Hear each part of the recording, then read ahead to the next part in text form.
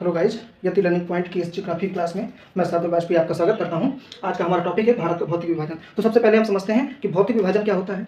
यानी कि प्राकृतिक बनावट के आधार पर किया गया विभाजन भौतिक विभाजन कहलाता है। और प्राकृतिक बनावट का तात्पर्य क्या है कि उसकी जो बनावट क्या उच्च उच्च है, यानी कि नदियां हैं, पर्वत हैं, पहाड़ हैं, मिट्टी की बनावट है, इत्यादि के आधार पर किया गया जो विभाजन होता है वो भौतिक विभाजन कहलाता है। तो भारत का जो भौतिक विभाजन है वो मुख्यतः 6 भागों में डिवाइड किया गया है। कितने भागों में? 6 भागों में डिवाइड किया गया है। तो आइए हम समझते हैं 6 भागों को। 6 भाग हैं जिसमें सबसे प्रमुख जो सबसे ऊपर भाग है उत्तर की दिशा में है वो इस तरह से कुछ ये आपका है क्या, पर्वतीय भाग। यानी कि इस भाग को कहते हैं उत्तर का पर्वतीय भाग, यानी हिमालयी भाग है, ये हिमालयी क्षेत्र है तो इसको बोलते हैं उत्तर का पर्वतीय भाग, पर्वतीय भाग। ठीक है, ये हिमालय के द्वारा निर्मित भाग है और हिमालय के सागर का अवसाद है। जब उत्तर का विशाल मैदान, उत्तर का पर्वतीय भाग पढ़ेंगे तब उसको हम समझेंगे। इसके बाद हम समझते हैं जो अगली संरचना है, अगला विभाजन है वो है उत्तर का विशाल मैदान।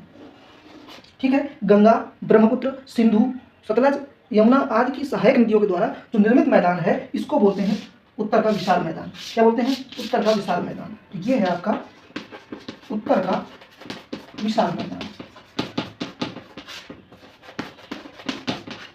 ठीक है, और ये उत्तर प्रदेश, पंजाब है, बिहार, पश्चिम बंगाल है, असम तक फैला हुआ है। इसके बाद जो अगला डिवीजन है जो राजस्थान के पश्चिमी क्षेत्रों में पाया जाता है इसको बोलते हैं मरुस्थल, थार का मरुस्थल, ग्रेट डेजर्ट ऑफ इंडिया, यानी भारत का विशाल मरुस्थलीय भाग। ठीक है, मरुस्थलीय भाग, जिसमें कुछ अच्छा हिस्सा राजस्थान का भी उजाड़ कर दिया जाता है। ठीक है, ये हमने मरुस्थलीय भाग को समझा। इसके बाद जो अगली हमारी भारत का भौतिक विभाजन के हिस्से हैं वो कुछ इस तरह से किया गया डिवीजन है, ऐसे। इसको बोलते हैं प्रायद्वीपीय पठारी भाग, प्रायद्वीपीय पठार। क्या बोलते हैं इसको? प्रायद्वीपीय पठार, प्रायद्वीपीय पठार। ठीक है, प्रायद्वीपीय पठारी भाग। ठीक है, ये बहुत बड़ा एरिया है,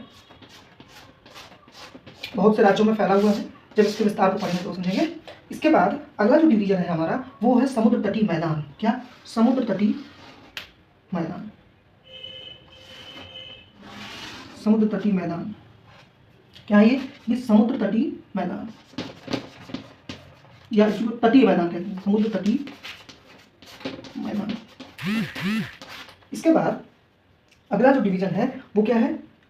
द्वीपीय क्षेत्र। यहाँ लक्षद्वीप है और अंडमान निकोबार द्वीप समूह है। द्वीपीय भाग। ठीक है, ये हमने समझा क्या है, ये द्वीपीय भाग के हिस्से हैं, द्वीपीय भाग है। तो ये हमने भारत का भौतिक विभाजन समझा। अब एक प्रश्न ये बनता है कि भारत का भौतिक विभाजन एनसीईआरटी के अकॉर्डिंग क्या है? तो जो मरुस्थलीय भाग है उसको भारत के उत्तर का विशाल मैदान का ही हिस्सा माना जाता है, ये अलग से भाग नहीं है। तो मरुस्थलीय जो एनसीईआरटी कहती है कि भारत का जो भौतिक विभाजन है वो 5 भागों में किया गया है, जबकि अन्य लेखक उसे 6 भागों में करते हैं। तो एनसीईआरटी के अनुसार समझें उत्तर का विशाल मैदान, पर्वतीय भाग, उत्तर का विशाल मैदान, प्रायद्वीपीय पठार, समुद्र तटीय मैदान और द्वीपीय भाग है। ठीक है, और अन्य लेखकों के अनुसार समझें तो